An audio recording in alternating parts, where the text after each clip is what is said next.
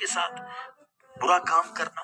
یہ قوم اس طرح کے برے کام میں ملوث ہو گئی تھی، زبان بھی ساتھ نہیں دیتی ہے کہ اس چیز کو کھول کر بیان کیا جائے. انفارچونیٹلی آج کے دور میں بھی ان چیزوں کو پروموٹ کیا جا رہا ہے اور لوگ کہتے ہیں یہ نیچرل ہے.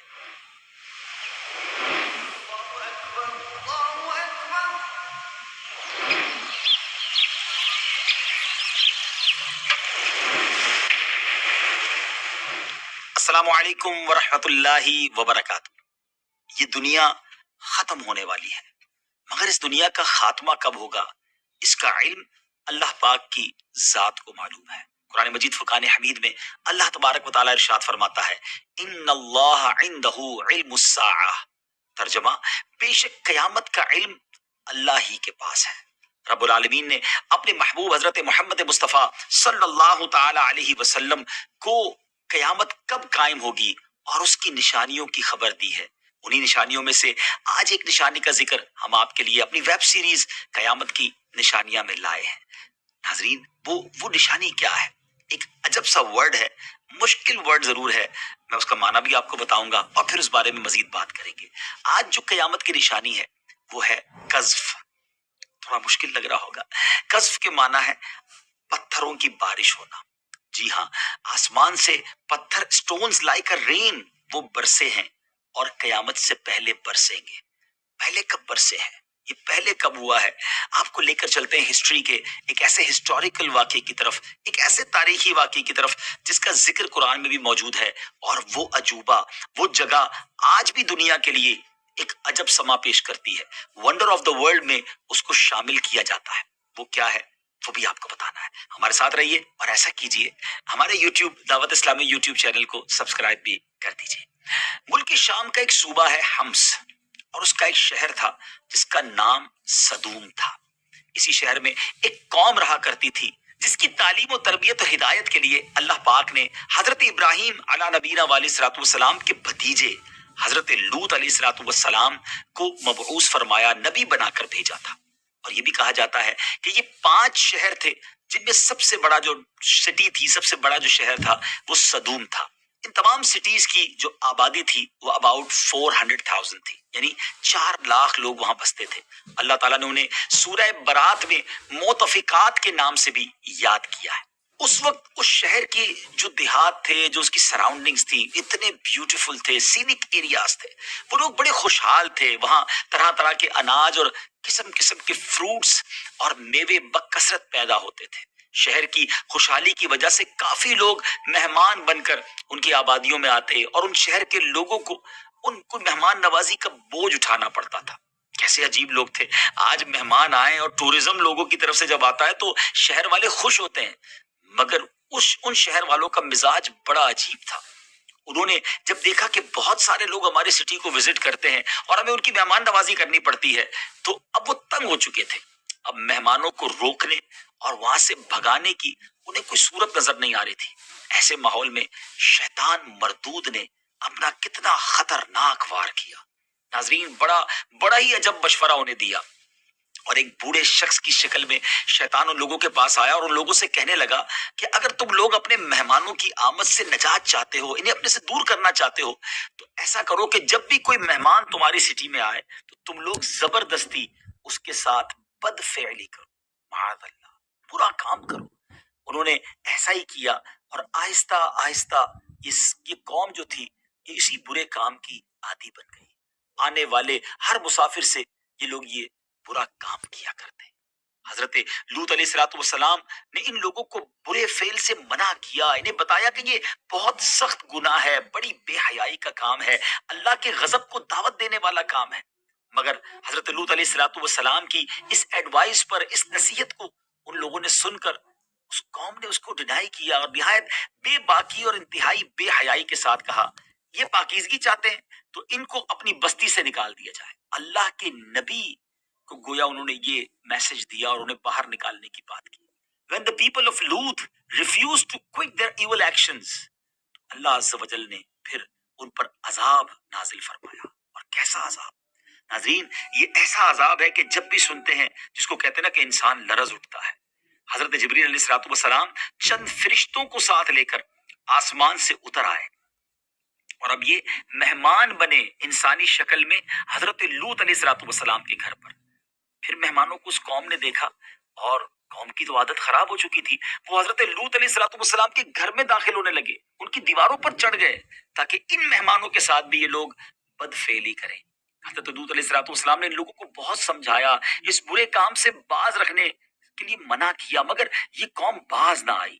حضرت لوط علیہ الصلوۃ والسلام کے دل پر بڑا غم طاری ہوا کہ میرے گھر میں میرے گیسٹ ہیں اور یہ لوگ ان کے ساتھ یہ برا کام کرنا چاہتے ہیں، آپ شرمندہ ہونے لگے۔ تو یہ منظر دیکھ کر حضرت جبریل علیہ الصلوۃ والسلام نے فرمایا کہ اے اللہ پاک کے نبی، آپ بالکل فکر نہ کریں، ہم لوگ اصل میں اللہ تبارک و تعالیٰ کی طرف سے بھیجے ہوئے اینجلز ہیں، فرشتے ہیں، جو ان بدکاروں پر عذاب لے کر اترے ہیں۔ آپ ایسا کیجئے کہ مومنین کو اور اپنی فیملی کو ساتھ لے کر صبح ہونے سے پہلے پہلے اس بستی سے دور نکل جائیں، اور خبردار کوئی شخص پیچھے مڑ کر بستی کی طرف نہ دیکھے، ورنہ وہ بھی اس عذاب میں گرفتار ہو جائے گا۔ حضرت لوط علیہ الصلوۃ والسلام اپنے گھر والوں اور کچھ ایمان والوں کو ساتھ لے کر بستی سے باہر نکل گئے۔ اب ناظرین، عذاب کا سلسلہ سٹارٹ ہوتا ہے۔ حضرت جبریل امین علیہ الصلوۃ والسلام اس شہر کی 5 بستیوں کو اپنے پروں پر اٹھا کر آسمان کی طرف بلند ہوئے۔ جی ہاں، ساری بستی کو زمین سے گویا نکال لیا گیا، اور پوری اس پارٹ آف دا ارتھ کو حضرت جبریل امین علیہ الصلوۃ والسلام اپنے پروں پر اٹھا کر آسمان کی طرف لے گئے، بہت بلندی پر لے گئے، اور اوپر جا کر ان بستیوں کو الٹ دیا گیا۔ سب سے پہلے ان کے مکانات گرے، پھر وہ خود اوندھے منہ زمین پر گرے، اور یہ بیوٹیفل سینک سٹی جس کو دیکھنے کے لیے دور دور سے لوگ آتے تھے، اس کی آبادیاں ٹکڑے ٹکڑے ہو کر زمین پر بکھر گئی۔ پھر ان لوگوں پر پتھروں کی بارش ہوئی، اور اس زور سے بارش ہوئی، جی ہاں، رین آف سٹونز، کہ قوم لوط کے تمام لوگ مر گئے، ان کی لاشیں بھی ٹکڑے ٹکڑے ہو گئی۔ ناظرین، ذرا سوچیں نا کہ یہ کیسا ان نیچرل بیہیویئر ہے، یہ ایک ایسا گندا کام ہے کہ انسان، یہ تو جانوروں سے بھی بدتر کام ہوا نا، مرد کا مرد کے ساتھ برا کام کرنا، وہ کام جو حرام جہنم میں لے جانے والا ہے۔ یہ قوم اس طرح کے برے کام میں ملوث ہو گئی تھی۔ کبھی کبھی زبان بھی ساتھ نہیں دیتی ہے کہ اس چیز کو کھول کر بیان کیا جائے، مگر جو عقل مند لوگ ہوں گے وہ میرے اس اشارے کو سمجھ رہے ہوں گے۔ انفارچونیٹلی، جی ہاں، انفارچونیٹلی آج کے دور میں بھی ان چیزوں کو پروموٹ کیا جا رہا ہے، اور لوگ کہتے ہیں یہ نیچرل ہے۔ نہیں جناب، یہ ان نیچرل ہے۔ جانور بھی ایسا نہیں کرتے، تو انسان کو تو اشرف المخلوقات بنایا گیا ہے۔ آج گیز اور لیسبینز کے حقوق کی بات کی جاتی ہے، یہ اللہ کے عذاب کو دعوت دینے والی باتیں ہیں۔ خدا نہ سمجھیے ایسی قومیں تباہ ہو گئیں، برباد ہو گئیں جنہوں نے اس طرح کے کام کیے۔ آئیے اپنی اس واقعے کو لے کر آگے چلتے ہیں۔ ناظرین، ابھی پتھروں کی بارش ہو رہی ہے، ہر بندے پر پتھر برس رہا ہے، اور وہ برباد، وہ ہلاک ہو رہا ہے، اس کے پرخچے گویا اڑ رہے ہیں۔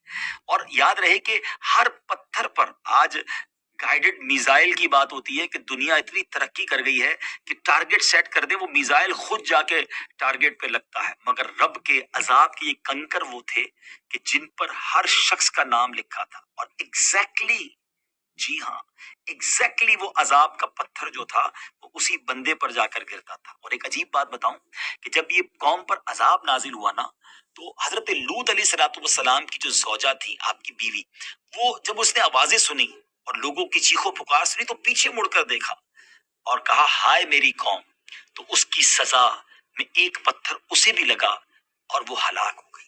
اس سے کیا سیکھنے کو ملا ناظرین؟ کہ کسی اللہ والے کی رشتہ داری بھی اس لحاظ سے کام نہیں آتی کہ بندہ دل میں بے ایمان ہو اور کہے کہ میں تو اللہ والوں کا رشتہ دار ہوں۔ یقیناً حضرت آدم علیہ الصلوۃ والسلام کا بیٹا ہی تو قابیل تھا نا، جو کفر پر مرا۔ حضرت لوط علیہ الصلوۃ والسلام کی جو زوجہ تھی، اس کو بھی اپنی قوم سے پیار تھا، تو وہ بھی گویا بے ایمان دنیا سے گئی۔ حضرت نوح علیہ الصلوۃ والسلام کے ایک بیٹے کے بارے میں بھی کچھ ایسا ملتا ہے۔ تو یہ تمام واقعات ہمیں بتاتے ہیں کہ اگر کسی ریلیجس فیملی سے تعلق بھی ہے نا، اگر کسی اچھے گھرانے، نیک گھرانے سے تعلق ہے، تو یہ سیٹسفیکشن نہیں ہونی چاہیے کہ میرا والد بڑا نیک ہے یا میں کسی پیر گھرانے سے تعلق رکھتا ہوں۔ ہمیں اپنے اعمال بھی درست کرنے ہوں گے، اپنے بلیف اور اپنے ایکشنز کو بھی کریکٹ کرنا ہوگا۔ تو بہرحال، جو میں گائیڈڈ میزائل یا گائیڈڈ پتھر کی بات کر رہا تھا، ذرا دیکھیے گا کیا ہوا اس قوم کے ساتھ۔ اس قوم میں ایک تاجر تھا، بزنس مین تھا، وہ بزنس کے لیے مکہ شریف گیا ہوا تھا، اس کے نام کا پتھر بھی وہاں پہنچ گیا، مگر فرشتوں نے یہ کہہ کر روک دیا کہ یہ اللہ تبارک و تعالیٰ کا حرم ہے۔ 40 ڈیز تک وہ پتھر حرم کے باہر زمین و آسمان کے درمیان معلق یعنی لٹکا ہوا رہا، ہینگ رہا۔ کس لیے؟ انتظار تھا، اس کو گویا ویٹ تھا کہ ٹارگٹ ابھی مکے کے اندر ہے۔ وہ بندہ جب مکے سے باہر نکلتا ہے، حدود حرم سے باہر نکلتا ہے، تو وہ پتھر پھر اس کے اوپر گرا اور وہ پتھر نے اسے ختم کر دیا، وہ ہلاک ہو گیا۔ ناظرین، یہ ہے اللہ کا عذاب۔ جب عذاب آتا ہے پھر کوئی بچ نہیں پاتا۔ بہرحال آج کا ٹاپک تھا قذف، بارش، رین آف سٹونز۔ تو یہ پہلے بھی ہو چکی ہے اور اب بھی ہونی ہے یقیناً۔ اب نبی پاک علیہ الصلوۃ والسلام کا دور ہے، تو اب ایسے بارش نہیں ہوگی کہ ہر بندہ ہی ہلاک ہو جائے گا، لیکن کچھ لوگ ضرور اس سے افیکٹڈ ہوں گے اور وہ قیامت سے پہلے ہوں گے۔